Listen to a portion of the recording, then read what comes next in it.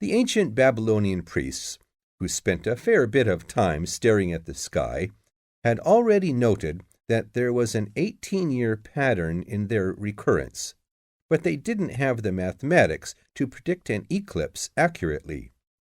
It was Edmund Halley, the English astronomer, who knew his maths well enough to predict the return of the comet, which incidentally bears his name, and in 1715 he became the first person to make an accurate eclipse prediction. This brought eclipses firmly into the scientific domain, and they have since allowed a number of important scientific discoveries to be made. For instance, in the eclipse of 1868, two scientists, Janssen and Lockyer, were observing the sun's atmosphere, and it was these observations that ultimately led to the discovery of a new element. They named the element helium after the Greek god of the sun.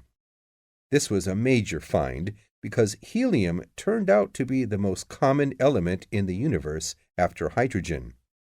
Another great triumph involved mercury. I'll just put that up on the board for you now.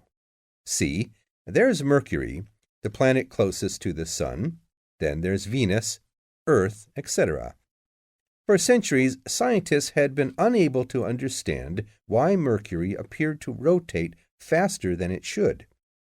Some astronomers suggested that there might be an undiscovered planet causing this unusual orbit, and even gave it the name Vulcan. During the eclipse of 1878, an American astronomer, James Watson, thought he had spotted this so-called lost planet. But alas for him, he was later obliged to admit that he had been wrong about Vulcan and withdrew his claim. Then Albert Einstein came on the scene. Einstein suggested that rather than being wrong about the number of planets, astronomers were actually wrong about gravity. Einstein's theory of relativity, for which he is so famous, disagreed with Newton's law of gravity in just the right way to explain Mercury's odd orbit.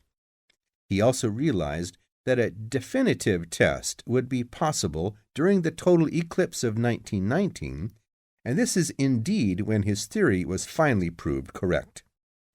So there you have several examples of how eclipses have helped to increase our understanding of the universe. And now let's move on to social.